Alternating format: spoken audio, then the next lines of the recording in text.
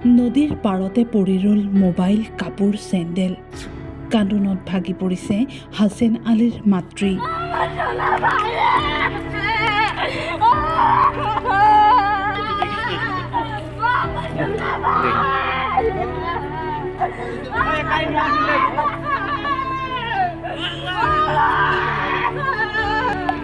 হাছেন আলীক বচাবলৈ বহু চেষ্টা কৰিছিল বন্ধুৱে, কিন্তু বহু চেষ্টাৰ পিছতো হেৰাই গ'ল হাছেন আলী।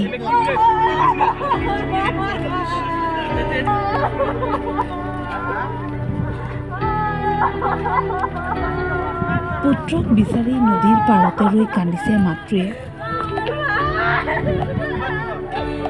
6 বন্ধুৰ সৈতে ব্ৰহ্মপুত্ৰত গা ধুবলৈ গৈছিল হাছেন আলী। নদীৰ পাৰতে থৈ গৈছিল কাপোৰ, চেণ্ডেল আৰু মোবাইল। কিন্তু হাছেন আলীয়ে হয়তো কল্পনাও কৰা নাছিল যে গা ধুবলৈ আহি উভতি নাপাবগৈ ঘৰ। সমনীয়াৰ সৈতে গা ধুবলৈ পানীত নামি হঠাৎ সন্ধানহীন হয় যুৱকজন। জানিব পৰা মতে লগৰ কেইজনে বহু চেষ্টা কৰিছিল যদিও ব্ৰহ্মপুত্ৰত সন্ধানহীন হৈ পৰে হাছেন আলী। প্ল্যান করছি তুফানগঞ্জ যাওয়ার এই আছিল, আমরা দুটো বাইক নিয়ে যাচ্ছি 6 জন। তা ওই ওর ভাইকে কইছে যে গাঁও দেবে যাবে আমার সাথে, সবসময় আমার সাথে ঘুরে বেড়ায়, মানে ওর পকেটে টাকা না আছিল, আমরা থুই যাচ্ছি, ডিউটি গেলে টাকা লাগবে। তা সবাই পয়সা দিছে, থুই যাচ্ছি, ওর পকেটে টাকা না ছিল, থুই আসি আমরা বাইক দিয়ে যাচ্ছি। সামনে একটা দোকানে স্প্রাইট টিস্প্রাইট সব কিনছি, কেক টেকে দিয়ে যদি পড়িয়েছে ওই বাইক দিয়ে ঠান্ডা ঠান্ডা খাইবে নিচ্ছি। ওইগুলো ওদি দিয়ে নামছে, 7টা উঠিতে ছিল, ওই চাংরা একটা গাও ধুবে নিচ্ছিল, এদিকে চাংরা গাও ধুবে নিচ্ছিল। তো ওই দেহা পাইছে যে ভাই ওই যে চাংরা একটা ডুববে নিচ্ছে।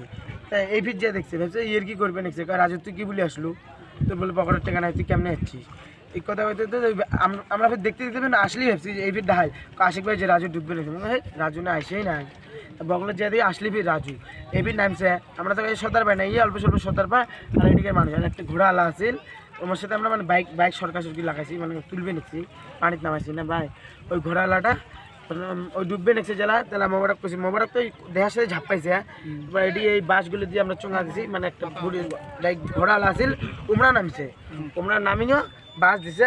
এই খালি বাস ধরছে হাতত, এই ধরছে ওর সাথে ধরছিল ধরি হলে এই করবে নিচ্ছে যে আমি ধরছ মোক কল বলে ঠাসি নিয়ে যাবে নিচ্ছে।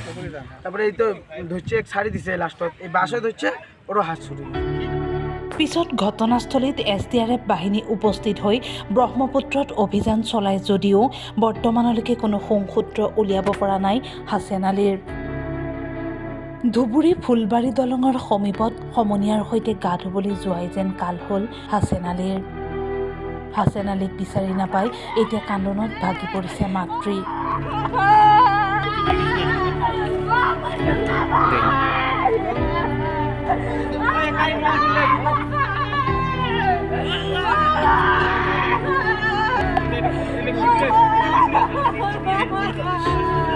ধুবুৰীৰ পৰা ৰফিকুল ইছলাম আৰু পৰ্বতঝোৰাৰ পৰা মফিজুৰ ৰহমান তালুকদাৰৰ ৰিপৰ্ট টাইম 8।